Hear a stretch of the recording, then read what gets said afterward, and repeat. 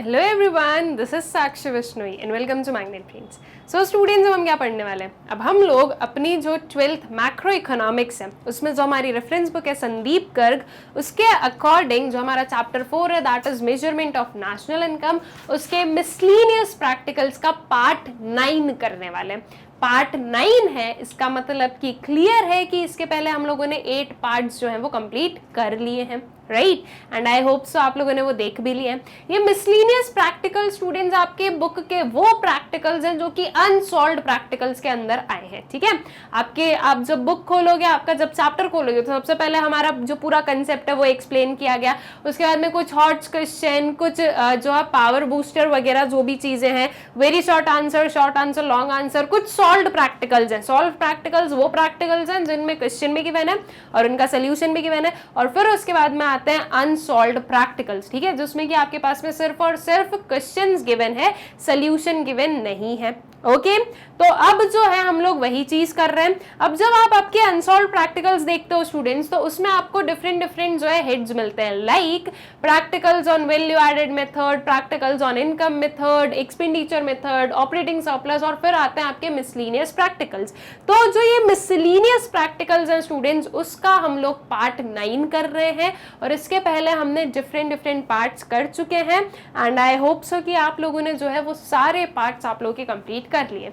और मैं ये क्यों बोल रही हूँ, बिकॉज मैं आप लोगों को हमेशा बोलती हूँ कि जब हम कोई भी चीज पढ़ रहे हैं तो उसे बिल्कुल जो है सीक्वेंस वाइज पढ़ना जरूरी है। और उसका रीजन ये है कि वो सीक्वेंस मेंटेन करने की जरूरत क्यों है, तो वो सीक्वेंस मेंटेन करने की जरूरत इसलिए है बिकॉज हर एक चीज जो है वो इंटरलिंक्ड होती है, ठीक है?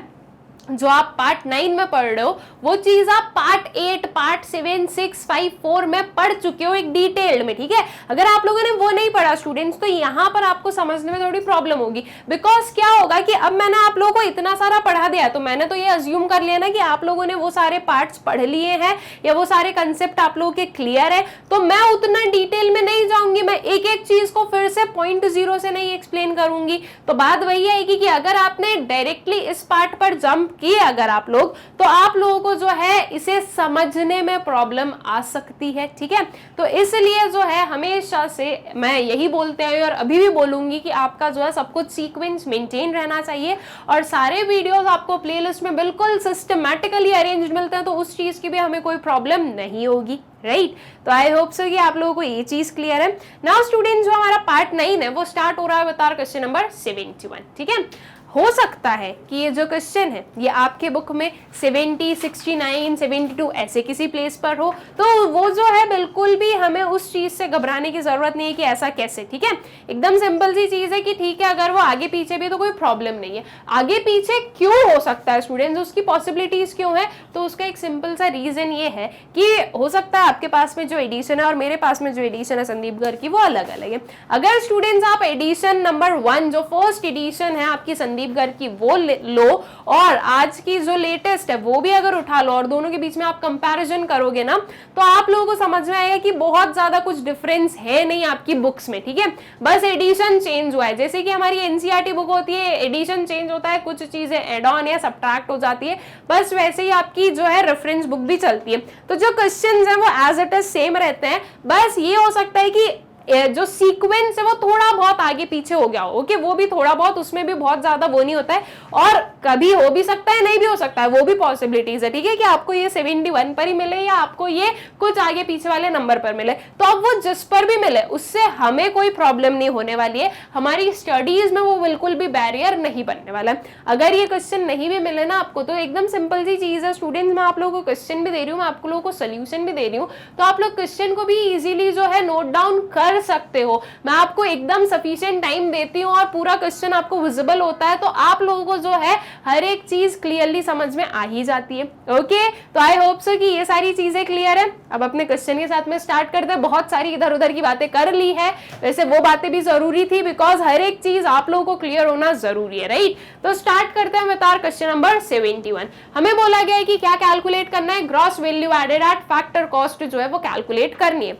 अब gross value added at factor cost, तो इसके टर्म से क्या समझ में आ गया? कि हम लोगों को वैल्यू एडेड मेथड जो है वो यूज करना है। अब उसके लिए हम कंपोनेंट्स देख लें क्या क्या अवेलेबल है हमारे पास में, और फिर जो है अपनी कैलकुलेशन करते हैं, ठीक है। अब देखो सबसे पहले तो वैल्यू एडेड मेथड से आपको कौन सा एग्रीगेट मिलता है स्टूडेंट्स, तो वो हमें मिलता है अपना GVA@MP, ठीक है। आपको कौन सा एग्रीगेट मिलने वाला है, GVA@MP मिलेगा। फिर GVA@MP को आपको कन्वर्ट करना पड़ेगा किसमें, gross value added at factor cost में, बिकॉज हमें gross value added at factor cost चाहिए तो उसे हमें कन्वर्ट तो करना ही पड़ेगा, ठीक है। तो ये मार्केट प्राइस पर, ये फैक्टर कॉस्ट पर है, बस इतना ही डिफरेंस है। कैसे कन्वर्जन करोगे, इसमें आप माइनस कर दोगे नेट इनडायरेक्ट टैक्सेस, तो आपको जो है फैक्टर कॉस्ट मिल जाएगी, ठीक है। तो इस वे में आप GVA@MP से GVA@FC तक चले जाओगे, और GVA@MP को कैसे कैलकुलेट कर लोगे, value of output minus intermediate consumption करके, ठीक है। अब जो चीजें गिवन है वो देखें हम लोग, तो हमारे पास में है domestic sales, change in stock, depreciation, intermediate consumption, exports, indirect taxes, net factor income from abroad, बस इतनी ही चीज है, ठीक है। मतलब कि इसी स्लाइड पर जो है हमारा पूरा क्वेश्चन कंप्लीटेड है। नाउ देखो आपका जो वैल्यू एडेड मेथड है स्टूडेंट्स, उसका क्या फॉर्मूला है, value of output minus sales. ये वैल्यू ऑफ आउटपुट जो है, ये वैल्यू ऑफ आउटपुट कैसे फाइंड आउट कर सकते हैं अगर डायरेक्टली आपके क्वेश्चन में नहीं गिवन हो तो उसके लिए हमारे पास में फॉर्मूला होता है sales plus change in stock करने का, ठीक है। हम लोग क्या करते हैं, sales plus change in stock अगर करेंगे तो आपको मिल जाता है आपका वैल्यू ऑफ आउटपुट, और फिर उसमें से आपको माइनस करना है इंटरमीडिएट कंजम्पशन। अब देखो सेल्स में स्टूडेंट्स आपके पास में दो चीज गिवन है, एक है डोमेस्टिक सेल्स और एक क्या है, एक्सपोर्ट्स। जो एक्सपोर्ट्स है वो भी सेल्स ही है ना, हमारी कंट्री के गुड्स बाहर हम सेल कर रहे हैं। एक्सपोर्ट क्या हो गया कि आपकी कंट्री के गुड्स को आप बाहर किसी कंट्री में सेंड कर रहे हो या सेल कर रहे हो, वो होते हैं आपके एक्सपोर्ट्स, ठीक है। तो एक्सपोर्ट्स क्या हो गए कि आपके गुड्स आपने किसी दूसरी कंट्री में क्या किए हैं, एक्सपोर्ट किए हैं, मतलब कि सेल किए हैं।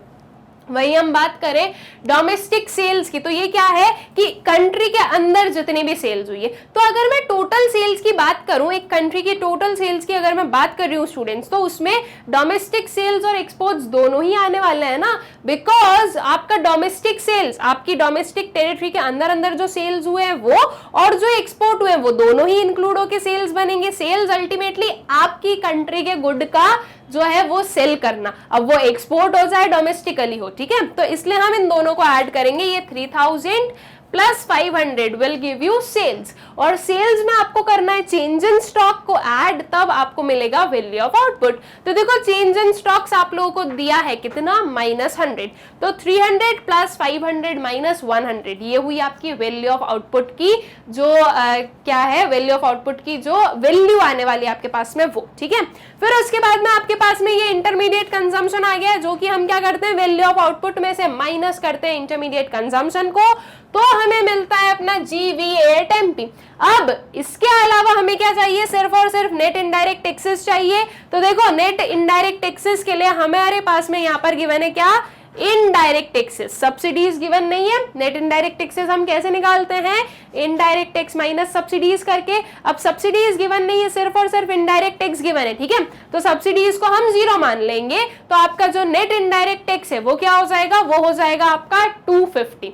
बाकी ये जो net factor income from abroad given है इसकी कोई जरूरत नहीं है, डेप्रिसिएशन की कोई जरूरत नहीं है हमें, ठीक है। तो कौन कौन सी वैल्यूज की रिक्वायरमेंट और कौन कौन सी वैल्यूज की जरूरत है, आई होप सो ये चीज आप लोगों को अच्छे से क्लियर हो गई है कि हमें इन वैल्यूज को जो है अपनी कैलकुलेशन में लेना है, ठीक है। अब इसका जो हमारी कैलकुलेशन है, इसका जो सोल्यूशन है वो हम लोग देख लें।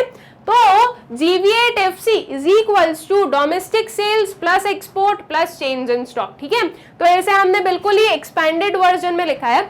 आपके पास में दो ऑप्शन होते हैं, या तो आप यहाँ पर लिख दो value of output minus intermediate consumption minus NIT, या फिर आप इसको इस वे में लिखो। अगर आप यहाँ पर वैल्यू ऑफ आउटपुट लिख रहे हो तो एक चीज करना, साइड में बनाना एक क्या, वर्किंग नोट, ठीक है। एक वर्किंग नोट बनाना, वहां पे लिखना वैल्यू ऑफ आउटपुट आपने कैसे कैलकुलेट की है, तो उसे आपने कैलकुलेट की है by domestic sales plus exports and plus change in stock, ठीक है।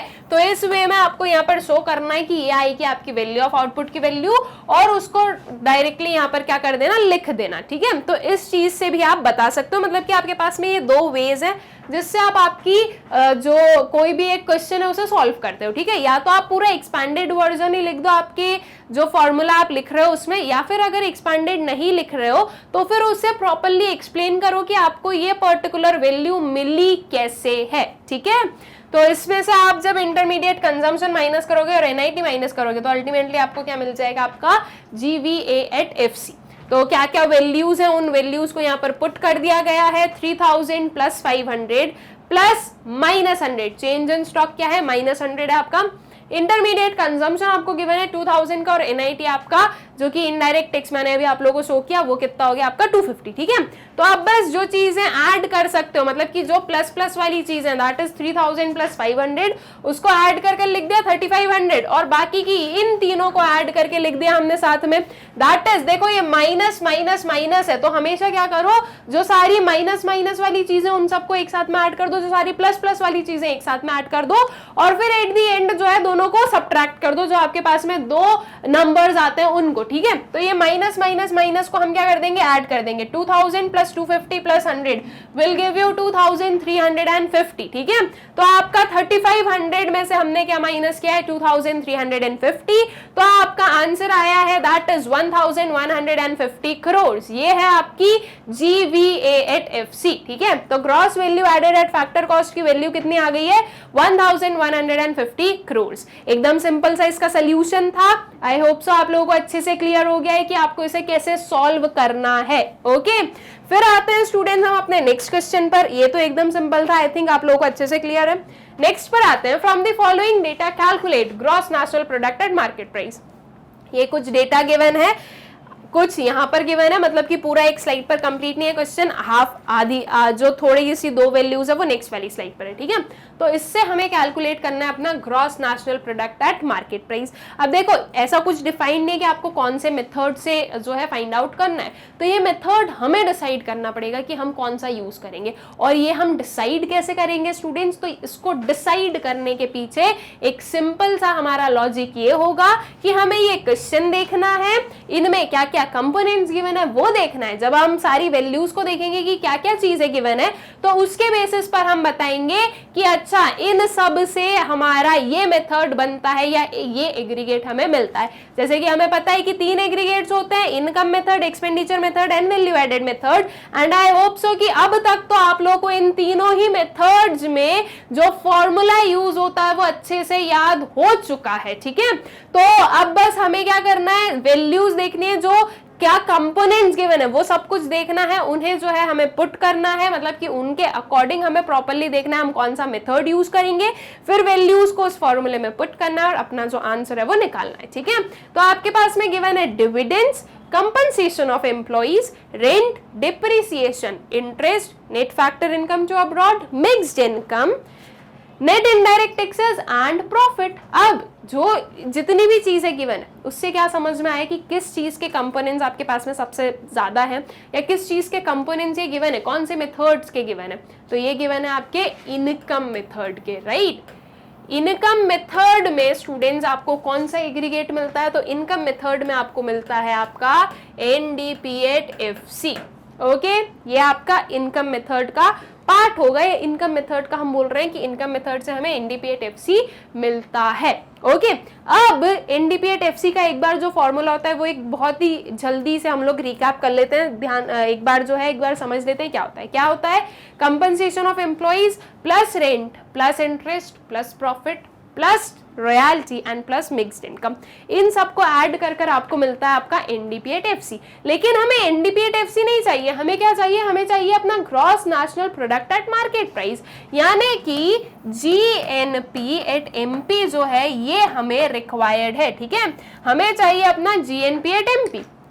तो अब इसका कैलकुलेशन हम कर लें, ये नेट है ये ग्रॉस है, तो इसको कन्वर्ट कैसे करोगे, नेट में आप ऐड करोगे डिप्रिसिएशन तो आपको मिलेगा आपका ग्रॉस, ठीक है। फिर ये डोमेस्टिक पर है स्टूडेंट्स और ये नेशनल पर है, ठीक है। तो डोमेस्टिक में हम क्या करेंगे, डोमेस्टिक में हम ऐड करेंगे NFIA तो आपको मिलेगा आपका नेशनल प्रोडक्ट, ठीक है। ये फैक्टर कॉस्ट पर है और ये किस पर है, मार्केट प्राइस पर है। तो फैक्टर कॉस्ट कॉस्ट में आप क्या ऐड करोगे, नेट इनडायरेक्ट टैक्सेस ऐड करोगे, तो आपको मिलने वाला है आपका मार्केट प्राइस। ठीक है, so apart from the formula जो कि इनकम मेथड का होता है, उसके अपार्ट या उसके अलावा जो है हमें ये 3 एडजस्टमेंट और करने हैं अपने जीएनपी एट एमपी तक पहुंचने के लिए। ठीक है, तो अब जो है अपना जो भी कंपोनेंट्स है वो देखें। तो देखो फर्स्ट वाला है स्टूडेंट्स आपका डिविडेंड। देखो हमेशा याद रखना, और ये चीजें हमेशा याद रखना कि कौन सा पर्टिकुलर कंपोनेंट किसका पार्ट है। ठीक है, जैसे कि डिविडेंड किसका पार्ट होता है, डिविडेंड पार्ट होता है प्रॉफिट का। इट मींस कि अगर आपके क्वेश्चन में प्रॉफिट गिवन हो तो आपको डिविडेंड नहीं लेना है। डिविडेंड का एक पार्ट है क्या, सॉरी प्रॉफिट का एक पार्ट है क्या, डिविडेंड। ठीक है, तो इफ आपको एक जो है अगर प्रॉफिट गिवन है तो फिर आप डिविडेंड नहीं लोगे आपकी कैलकुलेशन में। इफ आपको प्रॉफिट नहीं गिवन है तो आप डिविडेंड ले सकते हो। प्रॉफिट के कंपोनेंट्स क्या होते हैं, dividend, undistributed profit and corporate tax. ठीक है, तो उस वे में आप ले सकते हो। लेकिन जो हमने पूरा क्वेश्चन पढ़ा स्टूडेंट्स, तो उस पूरे क्वेश्चन को पढ़ने में हमें समझ में आया कि हमारे पास में प्रॉफिट्स गिवन है। तो जब प्रॉफिट गिवन है, ये जो 1500 है, इसमें ऑलरेडी इस डिविडेंड की जो 300 है ना वो ऑलरेडी इंक्लूडेड है। तो हम इसे डिफरेंट या हम इसे सेपरेटली जो है इंक्लूड नहीं करेंगे अपनी कैलकुलेशन में। तो डिविडेंड आपके कैलकुलेशन का पार्ट नहीं होगा। फिर आता है compensation of employees. Compensation of employees जो है वो सीधा सीधा क्या है, वो सीधा सीधा आपका एक कंपोनेंट है। किस चीज का, आपकी इनकम मेथड का। राइट, ये हमारे फॉर्मूला का फर्स्ट पार्ट ही हमें याद है, कंपनसेशन ऑफ एम्प्लॉइज हम करते हैं, तो ये आप इंक्लूड करोगे। फिर आता है क्या, रेंट, बिल्कुल आप इंक्लूड करने वाले हो। डेप्रीसिएशन, डेप्रीसिएशन को क्या करना है, प्लस करना है डेप्रीसिएशन, तो डेप्रीसिएशन भी आपकी कैलकुलेशन में आने वाला है। फिर आता है इंटरेस्ट, इंटरेस्ट भी आपके फॉर्मूले का पार्ट है इनकम मेथड में। Then comes net factor income to abroad. अब देखो यहां पर आपके पास में गिवन है कि आपको प्लस करना है NFIA, that is net factor income from abroad, आपको प्लस करना है। लेकिन हमारे पास में क्या गिवन है, हमारे पास में गिवन है net factor income to abroad. अब मैंने आपको पहले भी समझाया है कि अगर हमें कोई एक चीज या कोई एक कंपोनेंट चाहिए और उसके जस्ट अपोजिट वाला अगर कंपोनेंट हमें गिवन हो तो साइन क्या कर दो, चेंज कर दो। हम यहाँ पर ऐड कर रहे थे NFIA को, अब हम यहाँ पर सब्ट्रैक्ट कर देंगे। ठीक है, हम क्या कर देंगे, माइनस कर देंगे net factor income to abroad को, क्योंकि जब फ्रॉम अब्रॉड थी तो हम उसे ऐड कर रहे थे, लेकिन अब ये तो टू अब्रॉड हो गई, तो अब हम इसे क्या कर देंगे, सब्ट्रैक्ट कर देंगे। ठीक है, तो इसे भी आप आपकी कैलकुलेशन में तो लोगे। फिर आता है मिक्स्ड इनकम, तो ये भी हमारे फॉर्मूले में आता है NDP FC के, तो ये 5000 भी आप लोग इंक्लूड करने वाले हो। मतलब कि इस वाले स्लाइड में से सिर्फ ये 300 है जो कि आप इंक्लूड नहीं करोगे। ठीक है, डेप्रीसिएशन को भी आप ऐड कर रहे हो, NFIA को आप जरूर माइनस कर रहे हो, बाकी चीजें जो है वो आपकी एडिशन वाली ही है। तो आई होप सो कि इस स्लाइड का जितना भी मटेरियल है या इस स्लाइड में जितनी भी चीजें हैं ये आप लोगों को क्लियर है। फिर इधर देखें तो नेट इनडायरेक्ट टैक्सेस, क्या NIT की जरूरत है, तो देखो NIT हमें ऐड करना है, तो यस NIT भी हम लोग लेने वाले हैं, एंड प्रॉफिट्स तो हम लोग लेंगे ही, जो कि मैंने आप लोग को पहले ही बता दिया था। ठीक है, तो मतलब कि इस क्वेश्चन में जो भी चीजें गिवन है सब कुछ सीधी सीधी गिवन है, ऐसा कुछ भी नहीं है कि हमें कुछ भी एक्स्ट्रा कैलकुलेशन वगैरह करनी है। बस अपना फॉर्मूला फ्रेम करो, ये सारी वैल्यूज को पुट करो, तो जो आपका आंसर है वो आपको मिल जाएगा। ठीक है, तो देखते हैं कि इसका आंसर क्या आने वाला है, दैट इज जो आपकी GNP एट MP है उसकी वैल्यू क्या होगी। देखो सबसे पहले तो हमने अपना फॉर्मूला लिख दिया, COE that is compensation of employees, इसे मैंने यहाँ पर शॉर्ट में लिखा है, लेकिन जब आपका एग्जाम में आप लोग इसे लिखोगे तो आप प्रॉपर्ली उसे कंपनसेशन ऑफ एम्प्लॉइज ही लिखोगे। ठीक है, एक फुल फॉर्म में ही आप इसे लिखने वाले हो। तो compensation of employees plus rent plus interest plus profit plus mixed income plus depreciation plus NIT and minus net factor income to abroad. ठीक है, net factor income to abroad को स्टूडेंट्स कभी भी NFIA मत लिखना। जब हम NFIA बोलते हैं ना तो NFIA का मतलब हो गया है वो कि ये है आपकी net factor income from abroad. ठीक है, लेकिन NFIA अगर टू अब्रॉड गिवन है तो NFIA आप कभी भी नहीं लोगे आपके कैलकुलेशन में। ठीक है, तो आपने क्या लिखा है, minus net factor income to abroad लिखा है। अब इनकी जो एग्जैक्टली जो वैल्यूज है स्टूडेंट्स, रिस्पेक्टिव वैल्यूज हम लोगों ने पुट कर दी है, इन सब का सम अप कर दिया और उसमें से 100 को माइनस कर दिया। अब जैसे मैं आपको पहले भी हमारे जो क्वेश्चंस है उनमें भी समझाया मैंने, और इवन जो प्रीवियस वीडियोस है उनमें भी समझाया है कि ये जो सिंपल ये एडिशन सब्ट्रैक्शन है, ये तो एकदम इजी चीज होती है, ये तो आप लोगों को बचपन से आती है, राइट। तो ये तो चीज आप लोग कर सकते हो। तो यहाँ पर मैं एक एक चीज को ऐड कर कर आपको नहीं बता रही हूँ, ओके। मैंने सबका जो है सम अप आपको बता दिया है कि जब आप इन सबको ऐड करोगे तो आपको मिलेगा 1144 और उसमें से आप माइनस कर देना 100, तो आपको मिल जाएगा आपका GNP एट MP, वो होने वाला है आपका 11,300 करोड़, दैट इज 11,300 करोड़, ठीक है। ये वैल्यू होगी आपके GNP एट MP की। ये जो सिंपल एडिशन है, ये समीशन जो है सारी वैल्यूज का, आई होप सो कि ये आप लोगों को अच्छे से क्लियर है और इसे तो आप कर ही लोगे, इसलिए वो चीज मैंने आप लोगों के ऊपर छोड़ दी है। अब यहाँ पर मैं एक एक ऐसे ऐसे काउंट करके बताएंगे तो वो जो है हमारे कुछ 2 to 5 मिनट्स ले लेगा, जो कि नीडेड नहीं है। अगर नीडेड होते तो मैं बिल्कुल आप लोगों को एक एक चीज एक्सप्लेन करती ही हूँ, लेकिन यहाँ पर उस चीज की रिक्वायरमेंट नहीं है, इसलिए हम लोग इसे स्किप कर देंगे, ठीक है। तो आई होप सो कि ये चीज आप लोगों को क्लियर हो गई है। ये जो क्वेश्चन था ये क्लियर है, एकदम सिंपल सिंपल सी चीजें हमारे पास में गिवन थी, जो कि आई थिंक कि आप लोगों को अच्छे से क्लियर हो भी गई है, ठीक है। तो इसी के साथ में स्टूडेंट्स फिर हम अपने किस पर चलेंगे, नेक्स्ट वाले क्वेश्चन पर चलते हैं। Calculate net domestic product at market price. क्या कैलकुलेट करना है हमें, net domestic product at market price निकालना है। अब वही चीज जो हमने इसके प्रीवियस वाले क्वेश्चन में किया है, दैट इज हम पहले सारे कंपोनेंट्स देख लेंगे कि कौन कौन से गिवन है, वो सारे वो सारे जो है वो किस पर्टिकुलर मेथड के साइड हमें लेकर जा रहे हैं वो हम बता देंगे, और फिर उसके बाद में जो हमारी कैलकुलेशन है वो कर लेंगे। दैट इज हमें कैलकुलेट करना है अभी net domestic product at market price को, ठीक है, that is NDP at MP को। अब क्या क्या चीजें गिवन है वो देखें। तो आपके पास में compensation of employees, dividend, mixed income, social security contribution by employers, net factor income to abroad, net indirect taxes, rent, ठीक है। फिर आता है consumption of fix capital, profits and interest. अब देखो इससे हमें समझ में इतना आ गया है कि ये जो सारे कंपोनेंट्स है ये किससे रिलेटेड है या कौन से मेथड से रिलेटेड है, तो ये है आपके इनकम मेथड से रिलेटेड, ठीक है। अब ये सारे आपके इनकम मेथड से रिलेटेड है स्टूडेंट्स, दैट मींस आप लोग आपका इनकम मेथड यूज करोगे जिसमें कि आपको कौन सा एग्रीगेट मिलता है, आपको मिलता है NDP एट FC, ठीक है। ये एग्रीगेट आपको मिलता है। आपको चाहिए क्या, आपको चाहिए NDP at MP, that is net domestic product at market price चाहिए। दोनों में डिफरेंस क्या है, ये फैक्टर कॉस्ट पर है, ये मार्केट प्राइस पर है। तो इसके लिए आप क्या करोगे, इस फैक्टर कॉस्ट में आप ऐड कर दोगे नेट इनडायरेक्ट टैक्सेस, तो ये आ जाएगा आपका मार्केट प्राइस, ठीक है। तो factor cost plus NIT will give you market price, और बाकी की चीजें ये भी NDP है, ये भी NDP है, तो इसमें और कोई कैलकुलेशन हमें करने की जरूरत नहीं है। तो NDP एट FC आपको कैसे मिलेगा, क्या फॉर्मूला होता है, compensation of employees plus rent plus royalty plus interest plus profit and plus mixed income, और उसमें plus NIT, that will give you NDP at MP। क्या क्या चीजें देख लें, देखो कंपनसेशन ऑफ एम्प्लॉइज आपको डायरेक्टली गिवन है, ये आप ले लोगे।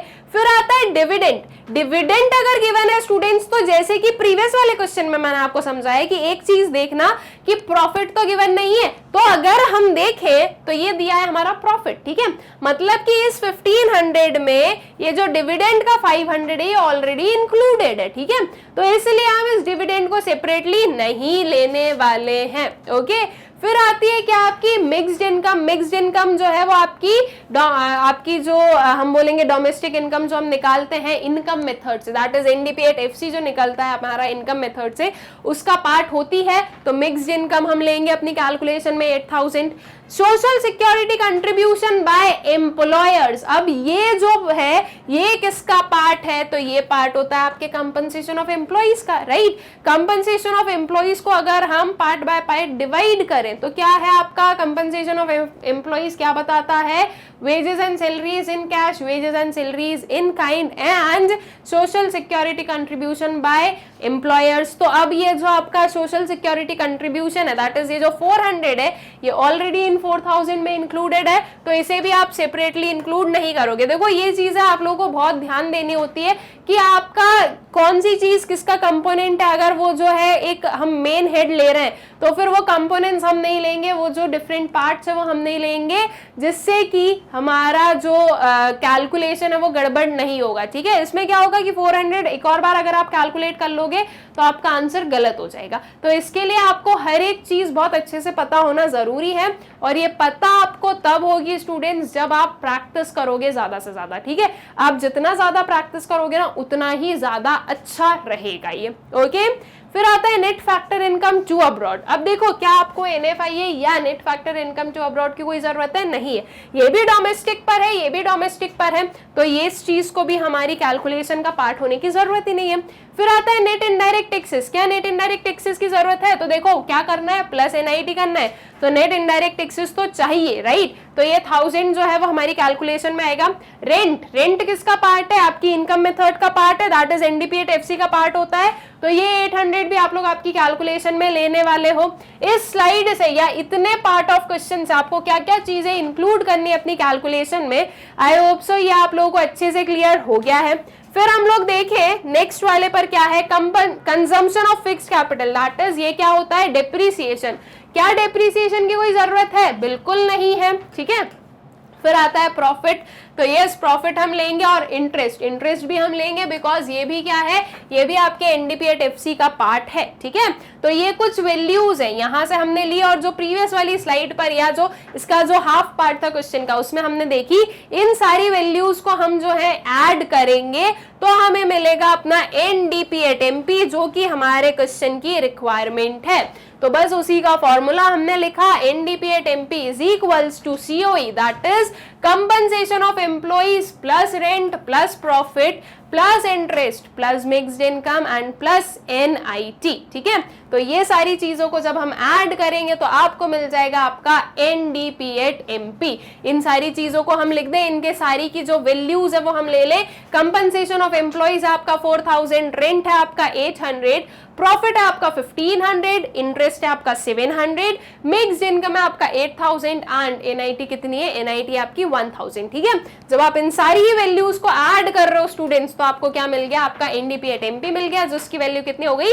16,000 करोड़ हो गई। बहुत ही सिंपल है इसका कैलकुलेशन। देखो ये 4000, 8000 और 1000 को पहले एक साथ में ऐड कर दो, दैट वुड बी समथिंग 13,000, ठीक है। और ये आपका 800 एंड 700 और 1500 इनको ऐड कर दो, तो इन सबको ऐड कर कर अल्टीमेटली आपको क्या मिल जाएगा? आपको मिल जाएगा आपका NDPA MP, ओके। तो आई होप सो कि बहुत ही जो ये इजी सा क्वेश्चन था, एकदम सिंपल से जो इसमें कंसेप्ट थे, ये सारे आप लोगों को अच्छे से क्लियर हो गए। फिर आते हैं नेक्स्ट पर, calculate gross national product at factor cost. क्या कैलकुलेट करना है? ग्रॉस नेशनल प्रोडक्ट निकालना है फैक्टर कॉस्ट पर, ठीक है। क्या क्या चीजें गिवन है वो देखें, तो आपके पास में है rent, compensation of employees, dividend, change in stock, net factor income to abroad, net factor taxes, that would be net indirect taxes. ये जो है ये थोड़ी सी मिस्टेक के लिए माफी चाहूंगी आप लोगों से, ये होगा आपका net indirect taxes, consumption of fixed capital, और नेक्स्ट वाली स्लाइड पर भी कुछ है क्या, तो है हमारे पास में interest, profit and mixed income, ठीक है। तो ये कुछ चीजें गिवन है, हमें फाइंड आउट करना है स्टूडेंट्स अपना GNPA FC।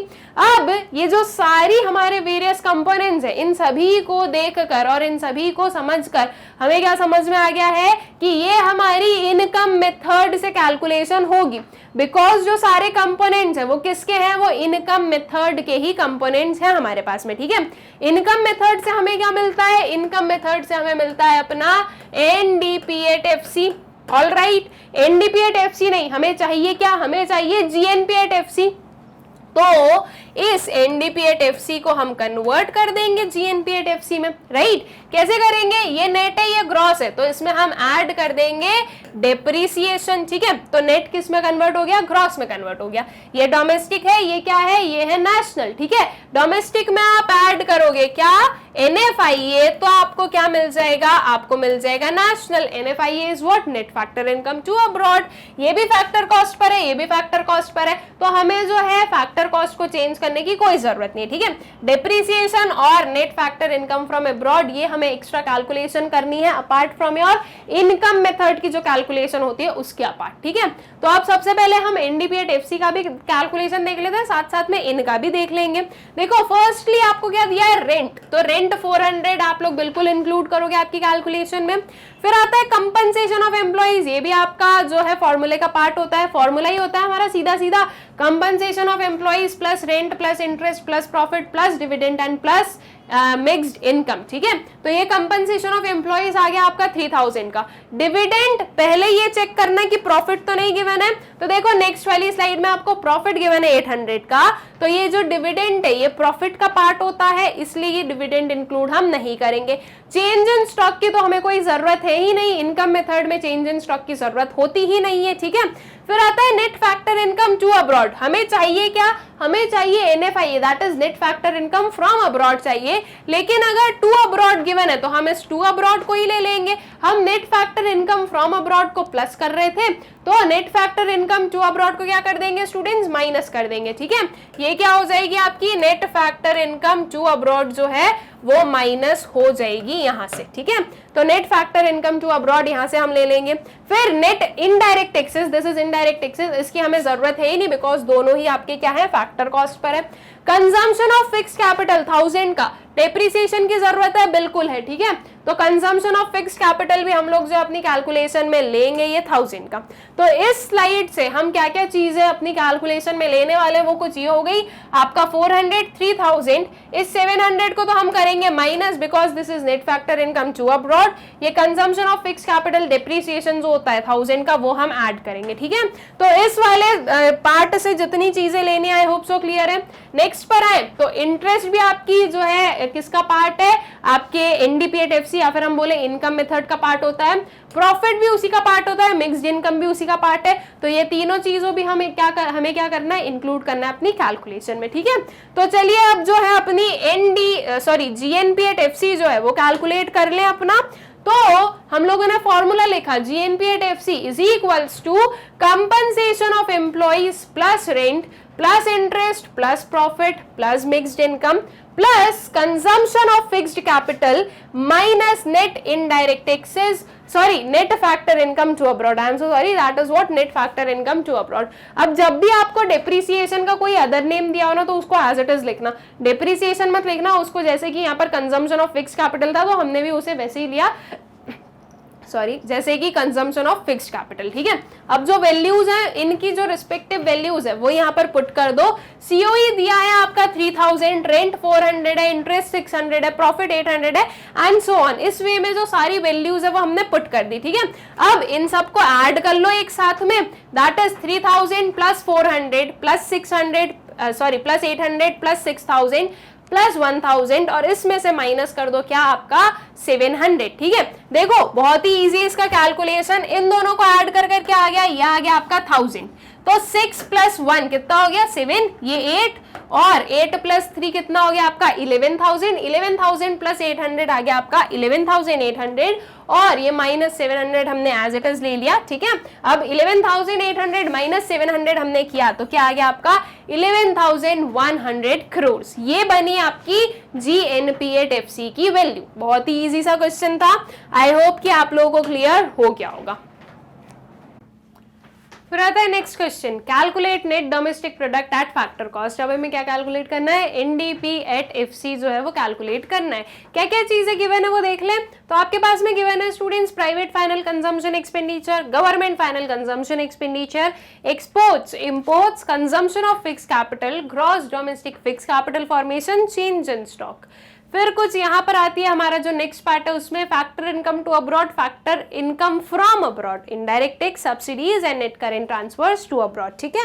तो अब जो हमने सारे कंपोनेंट्स देख लिए उससे हमें एक चीज समझ में आ गई, वो क्या आ गई कि ये जो कंपोनेंट्स है ये किस पर्टिकुलर मेथड के कंपोनेंट्स हैं। तो ये है हमारे एक्सपेंडिचर मेथड के कंपोनेंट्स, राइट। तो एक्सपेंडिचर मेथड से आपको कौन सी एग्रीगेट मिलती है स्टूडेंट्स, तो आपको मिलता है आपका GDPAT MP, राइट। हमें कैलकुलेट क्या करना है, हमें कैलकुलेट करना है NDPAT FC, net domestic product eight factor cost जो है ये हमें कैलकुलेट करना है। तो GDPAT MP हमारे पास में है, NDPAT FC हमें कैलकुलेट करना है, ठीक है।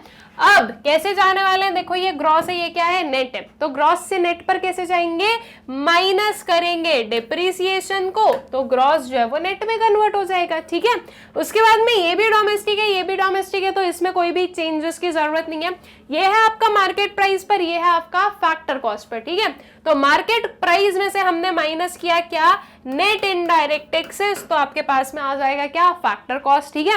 मतलब कि हम लोग जीडीपी एट एमपी तो फाइंड आउट कर ही लेंगे एक्सपेंडिचर मेथड का जो फॉर्मूला होता है उससे, लेकिन फिर उसमें और क्या फर्दर कैलकुलेशन करने, तो हमें डिप्रिसिएशन और एनआईटी माइनस करना है, तो आपके पास में आपका एनडीपी एट एफसी मिल जाएगा आपको।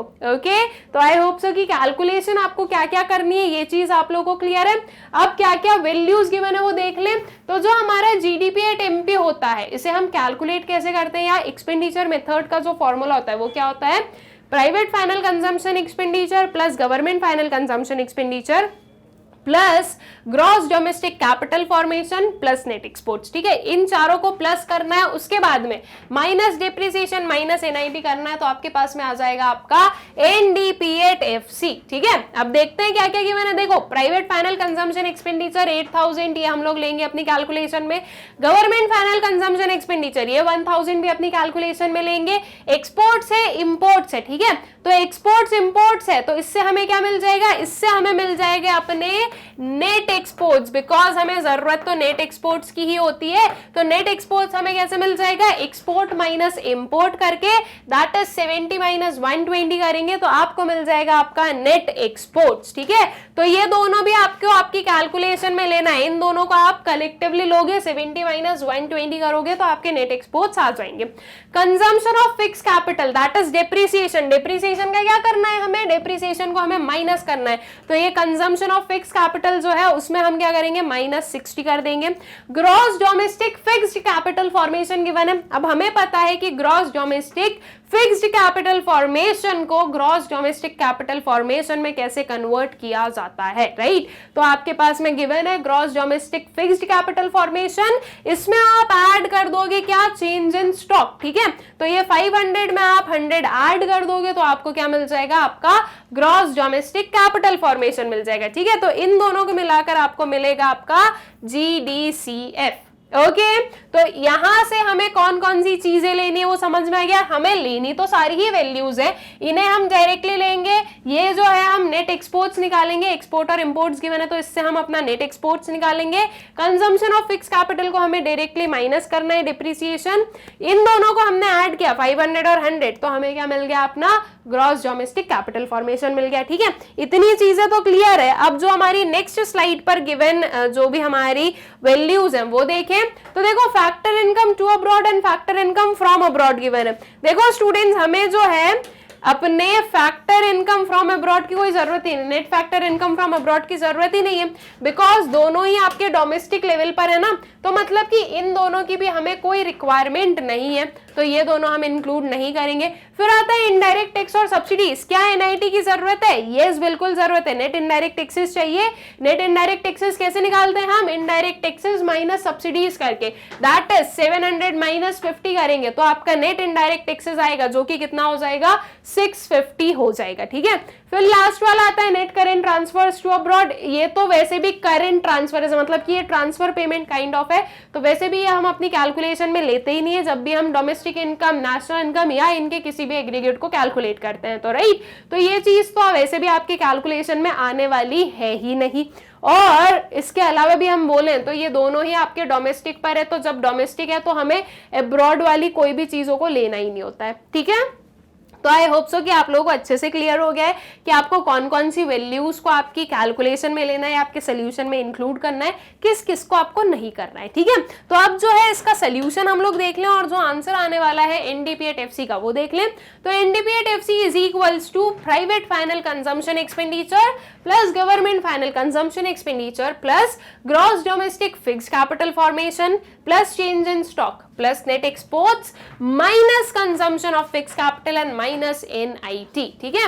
तो अब देखो ये प्राइवेट फाइनल कंजम्पशन एक्सपेंडिचर आ गया आपका 8000 का, गवर्नमेंट फाइनल कंजम्पशन एक्सपेंडिचर आ गया हमारा 1000 का, gross domestic fixed capital formation हो गई 500 और 100 हो गई आपकी क्या चेंज इन स्टॉक। इसमें हम ऐड कर रहे हैं नेट एक्सपोर्ट्स जो कि कितना हो गया आपका 70 माइनस 120, एक्सपोर्ट माइनस इंपोर्ट करेंगे तो आपका क्या निकलेगा नेट एक्सपोर्ट्स निकलेगा जो कि कितना हो गया 70 माइनस 120।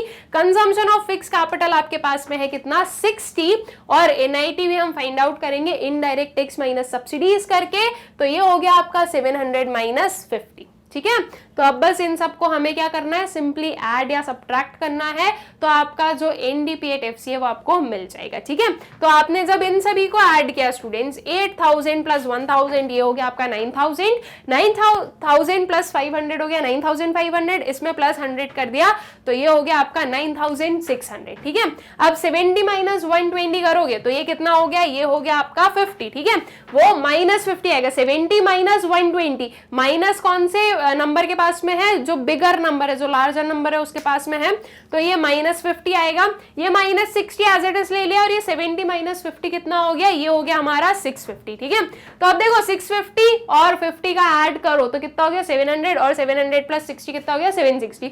ये माइनस माइनस वाले जो साइन वाले हैं इन सबको हमने एक साथ में ले लिया तो ये आ गया आपका 760। ठीक है, तो 9600 माइनस 760 जो आंसर आएगा वो बनेगा आपका एनडीपीएट इसकी वैल्यू क्या हो गई, इसकी वैल्यू हो गई आपकी 8840 करोड़ की। ओके, तो आपका जो एनडीपीएट है वो हमने कैलकुलेट कर लिया, एकदम सिंपल सा इसका क्या था प्रोसेस था, एकदम सिंपल सा फॉर्मूला हमें यूज करना था और आई होप सो कि आप लोगों को अच्छे से क्लियर भी हो गया ये चीज। ठीक है, तो आपका जो आंसर है एनडीपीएट का वो कितना हो गया 8840 करोड़। ठीक, फिर आते हैं स्टूडेंट्स अपने नेक्स्ट वाले क्वेश्चन पर, कैलकुलेट नेशनल इनकम। ठीक है, नेशनल इनकम कैलकुलेट करना है। नेशनल इनकम क्या होती है हमारी एनएनपीएट होती है। पहले हम देख लेंगे हमारे पास में क्या क्या कंपोनेंट्स गिवन है, उसके बाद में हम बताएंगे कि नेशनल इनकम की वैल्यू क्या होने वाली है और नेशनल इनकम हम कौन से मेथड से फाइंड आउट करने वाले हैं। ठीक है, तो आपके पास में जो कंपोनेंट्स है वो कुछ ये गिवन है,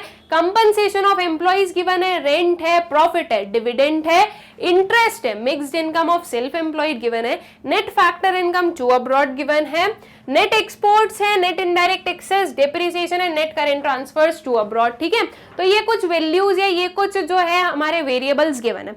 अब इन सब से हमें एक चीज समझ में आई है कि ये सब जो है स्टूडेंट्स ये सारे किससे रिलेटेड है, आपकी इनकम मेथड से रिलेटेड है। राइट, कैसे समझ में आया, सिंपली अगर फॉर्मूला याद है तो समझ में आ जाएगा। ठीक है, इसीलिए मैं बोल रही हूँ कि फॉर्मूले याद होना बहुत जरूरी है और ऑब्वियस सी चीज है, अगर आप कोई भी न्यूमेरिकल प्रैक्टिकल सॉल्व कर रहे हो तो आपको आपके फॉर्मूले तो पता ही होना चाहिए। ठीक है, तो फॉर्मूले याद होना जरूरी है। अगर फॉर्मूला याद है तो आप इसे इजीली जो इजीली हो इसे फाइंड आउट कर सकते हो। ठीक है, तो इनकम मेथड से क्या वैल्यू कौन सा एग्रीगेट मिलता है, सॉरी इनकम मेथड से हमें कौन सा एग्रीगेट मिलता है स्टूडेंट्स, हमें मिलता है एनडीपीएट। फॉर्मूला क्या होता है एनडीपीएट को फाइंड आउट करने का, compensation of employees plus rent plus interest plus profit and plus mixed income. ठीक है, इतना करोगे तो आपको मिलेगा आपका एनडीपीएट लेकिन आपको चाहिए आपकी क्या national income, that is एनएनपीएट।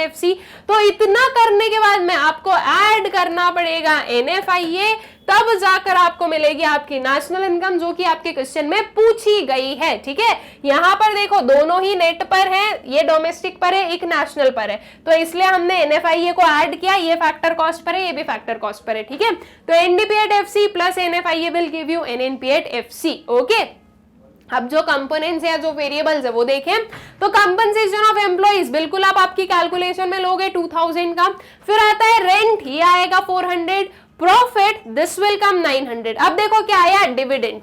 Students पहले भी मैंने आपको बताया डिविडेंड किसका पार्ट होता है, डिविडेंड पार्ट होता है प्रॉफिट का। राइट, प्रॉफिट के डिफरेंट कंपोनेंट्स होते हैं, क्या क्या होते हैं, dividend, undistributed profit and corporate tax. तो अगर प्रॉफिट नहीं गिवन होता तो हम इस डिविडेंड को अपनी कैलकुलेशन में लेते, लेकिन ये डिविडेंड लेकिन प्रॉफिट गिवन है इसलिए ये डिविडेंड हम सेपरेटली नहीं लेंगे।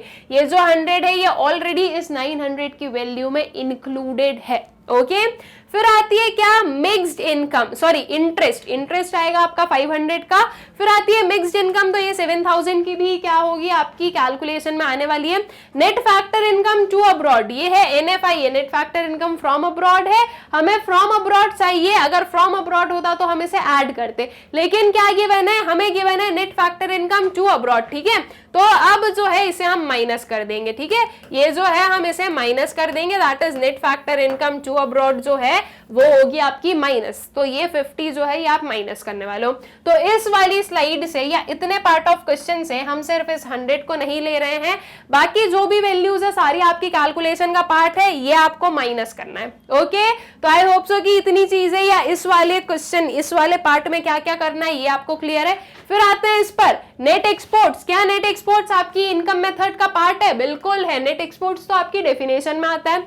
Net indirect taxes, net indirect taxes की जरूरत है क्या? नहीं है, दोनों ही फैक्टर कॉस्ट पर है। डेप्रिसिएशन की जरूरत है? बिल्कुल नहीं है। Net current transfers to abroad की जरूरत है? नहीं है, ठीक है। तो ये तीनों वैल्यूज हम नहीं लेंगे। अब देखो ये जो चीजें होती है ना, ये कभी कभी आपको कंफ्यूज करने के लिए दे देती है। क्या चलता है एक स्टूडेंट का माइंड कि अच्छा ये चीजें गिवन है तो हो सकता है कि इनका यूज भी होगा, इसलिए तो ये गिवन है, ऐसा होता है, ठीक है, यूजुअली होता है, क्योंकि कभी मैं भी आपकी जगह पर थी तो मुझे पता है कि ऐसा होता है। लेकिन आपको इन सारी चीजों से कंफ्यूज होना ही नहीं है। और कब नहीं होगे? जब आपके कंसेप्ट एकदम स्ट्रांग होंगे, ठीक है। अगर आपके कंसेप्ट एकदम स्ट्रांग है तो फिर ये सारी चीजें जो है ये आपको मैटर नहीं करने वाली है। आपको सीधा सीधा समझ में आ जाएगा कि इनका यूज नहीं है, ये सिर्फ ऐसे ही हमें जो है कंफ्यूज करने के लिए दी गई है, ठीक है। तो इसके लिए मैं बोलती हूँ कि आपको हर एक चीज को क्या करना है, जितना ज्यादा हो सके उतना ज्यादा प्रैक्टिस करना है। और अगर आपने ये संदीप गर्ग के जो अनसॉल्व्ड प्रैक्टिकल्स हैं अगर ये तो सॉल्व कर लिए स्टूडेंट्स, तो आई कैन अश्योर यू कि आपने जो है ऑलमोस्ट हर काइंड ऑफ जो नेशनल इनकम से क्वेश्चन पूछा जा सकता है वो सॉल्व कर लिया है। और अगर आपने पूरे इन 82 क्वेश्चंस को सॉल्व किया है तो आप लोगों के जो कंसेप्ट एंड जो बेस है वो भी स्ट्रांग हो गए, साथ साथ में आपको हर एक चीज का फॉर्मूला याद हो गया है। तो मतलब कि अब आप जो एक एग्जाम रेडी हम बोल सकते हैं, ठीक है, कि आप क्या बन गए हो, एग्जाम रेडी बन गए हो। अपने जो बोर्ड्स होंगे उसमें बहुत अच्छा आप प्रिपेयर कर सकते हो, सॉरी बहुत अच्छा परफॉर्म आप कर सकते हो, ठीक है। तो इस वाले क्वेश्चन में हमें क्या क्या चीजें इंक्लूड करनी थी अपने कैलकुलेशन में, आई होप सो कि आप लोगों को क्लियर हो गई है। अब इसका जो आंसर है वो देखें तो NNP at FC is equals to compensation of employees plus rent plus profit plus interest plus mixed income minus net factor income to abroad, ठीक है। ये to abroad था इसलिए हमने इसको पूरा डिफाइन करके लिखा और ऐसे ही लिखा कि minus net factor income to abroad, ठीक है। अब बस इनकी जो वैल्यूज है वो हम पुट कर दें, that is compensation of employees जो है वो क्या आ गया 2000, रेंट आ गया आपका 400, प्रॉफिट आ गया आपका 900, इंटरेस्ट आ गया आपका 500, मिक्स्ड इनकम आ गई आपकी 7000 और ये जो net factor income to abroad है ये है 50, ठीक है। तो इसे हम कर देंगे माइनस। अब जब आप ये सारे एडिशन वालों को ऐड करोगे that is 7000 plus 2000 plus 400 plus 900 and plus 500, जब आपने इन सभी को ऐड किया तो आपके पास में वैल्यू आएगी कुछ ये 10800। इसमें से आपको क्या माइनस करना है, 50 माइनस करना है, ठीक है। सो 10800 minus 50 will give you 10,750 crore, ठीक है। ये आई आपकी NNP at FC। एकदम सिंपल सा इसका हमारा कैलकुलेशन था एंड इवन हम बोलेंगे कि एकदम सिंपल सी जो है ये क्वेश्चन था, ठीक है। यही नहीं, इस पार्ट में हमने जितने ये सारे क्वेश्चंस किए स्टूडेंट्स, ये सारे ही कैसे थे, एकदम सिंपल थे। और ये सिंपल क्यों लगे हमें, बिकॉज जो सारे भारी भरकम से क्वेश्चंस थे वो हम लोग कंप्लीट करके आ चुके हैं, हर एक कंसेप्ट हम समझ चुके हैं, तो इसलिए अब ये जो क्वेश्चन है हमें बिल्कुल ही सिंपल लगे थे, ठीक है। एंड आई होप सो कि आप लोगों को भी ये बिल्कुल ही इजी क्वेश्चंस लगे होंगे। आई होप सो कि ये जो सारे क्वेश्चंस थे इस वीडियो में जो हमने ये सारे क्वेश्चंस पढ़े, ये सारे ही क्वेश्चंस आप लोगों को अच्छे से क्लियर हो गए होंगे। अभी भी ये हमारा एंड नहीं हुआ है हमारे क्वेश्चंस का, उसके पीछे का रीजन ये है कि क्वेश्चंस भी तो इतने सारे हैं ना, तो उनको धीरे धीरे करके हम क्या करेंगे, कंप्लीट करेंगे। लेकिन स्टूडेंट्स जो नेक्स्ट वीडियो होने वाला है दैट इज जो हमारा पार्ट 10 होगा, उसमें हम लोग ये सारे क्वेश्चंस को, मतलब कि आपका जो पूरा नेशनल इनकम है वो कंप्लीटली फिनिश कर देंगे, ठीक है।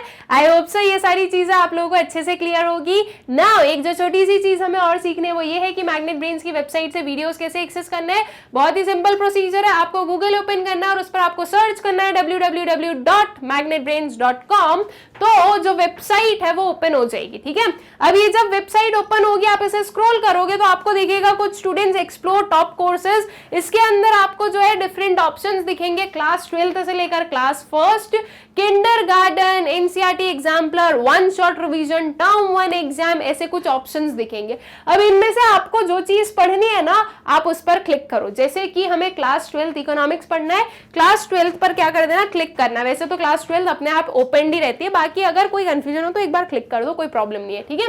अब उसे स्क्रॉल करना। जब आप उसे स्क्रॉल करोगे तो आपको नंबर ऑफ प्लेलिस्ट दिखेगी। जितने भी सब्जेक्ट हैं क्लास 12 में, हर एक स्ट्रीम के, वो सारे सब्जेक्ट की प्लेलिस्ट आपको अवेलेबल दिखेगी। यहाँ पर तो आपको सिर्फ कुछ 8 प्लेलिस्ट दिख रही है, लेकिन आपकी जब आप वेबसाइट देखोगे तो आपको सब कुछ दिखेगा, ठीक है। यहाँ पर मैं उतना शो नहीं कर सकती, इसलिए यहाँ पर सिर्फ कुछ ये 8 ही आ पाई है। ओके, नाउ स्टूडेंट, जैसे कि हम बात करें अगर क्लास 12 इकोनॉमिक्स की, तो हमें पता है हमारी 2 बुक्स हैं, एक है इंडियन इकोनॉमिक डेवलपमेंट, एक है मैक्रो इकोनॉमिक्स। और इन दोनों ही बुक्स में हमने एनसीईआरटी सॉल्यूशंस या एनसीईआरटी के अकॉर्डिंग अपने सारे कंसेप्ट कंप्लीट किए, साथ ही साथ में जो अपना संदीप गर्ग है उसके अकॉर्डिंग भी पूरा कंप्लीशन किया है। तो आपकी इन टोटल 4 प्लेलिस्ट आपको मिलेगी, 2 for Indian economic development and 2 for macro economics, ठीक है। ये जो 2 आप देख रहे हो इंडियन इकोनॉमिक डेवलपमेंट, उसमें एक है आपकी संदीप गर्ग की और एक है आपकी एनसीईआरटी की। Same goes to macro economics, एक है आपकी संदीप गर्ग की और एक है आपकी एनसीईआरटी की। तो ये जो आपका पूरा प्रॉपर सेपरेशन है, हम बोले डिवीजन करके रखा है ना सब कुछ सारे प्लेलिस्ट में, उसके पीछे का रीजन है कि आपको जो है वीडियोस इजीली मिल जाए और आपको कोई भी कंफ्यूजन ना हो। नाउ स्टूडेंट्स, यहाँ पर आपको सिर्फ 2 ही प्लेलिस्ट विजिबल है। जब आप यहाँ पर कुछ अबव देखोगे ना, तो आपको जो हमारी रिमेनिंग 2 प्लेलिस्ट है वो भी इजीली दिख जाएंगी। अब देखो आपको कैसे डिफरेंशिएट करना है, कैसे आइडेंटिफाई करना है कि कौन सी पर्टिकुलर प्लेलिस्ट में क्या पढ़ाया गया है। यहाँ पर लिखा है आपका क्लास 12 इकोनॉमिक्स, राइट। इसके अंदर स्टूडेंट्स ये शॉर्ट में, या आई शुड से ये स्मॉल लेटर्स हैं थोड़े से, जब प्लेलिस्ट खोलोगे तो दिख जाएगा। आई डोंट नो अभी आपको विजिबल है या नहीं है, बट अगर नहीं है तो मैं बता ही रही हूँ। यहाँ पर लिखा है book macro economics Sandeep Garg, ठीक है। Same goes to this side, यहाँ पर लिखा है book Indian economic development Sandeep Garg. अगर यही एनसीईआरटी होती तो लिखा होता book macro economics NCERT and same goes to Indian economic development, ठीक है। तो इस वे में जो है प्रॉपर डिवीजन है, तो आपको कोई भी कंफ्यूजन नहीं होने वाला है। अब ये जो आप वॉच नाउ देख रहे हो, इस वॉच नाउ पर क्लिक करना। इस पर क्लिक करने से कुछ ये ओपन होगा।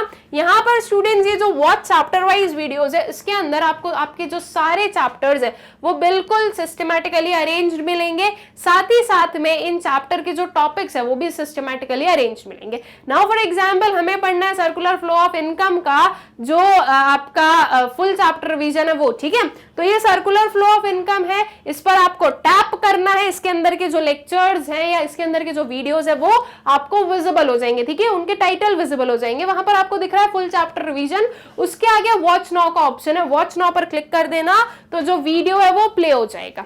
ओके, अब इस वीडियो के यहाँ पर डाउन साइड आपको दिखेगा नेक्स्ट वीडियो का ऑप्शन। इफ आपको नेक्स्ट वीडियो पर जाना है इधर क्लिक कर देना, इफ नेक्स्ट पर नहीं जाना है तो यहाँ से कैंसिल करना। कैंसिल करने से जो वेबसाइट का होम पेज है वो वापस ओपन होगा और फिर से सेम प्रोसीजर अप्लाई करना, और इसी वे में आप किसी भी क्लास के किसी भी सब्जेक्ट के किसी भी टॉपिक को बहुत ही इजीली एक्सेस कर सकते हो।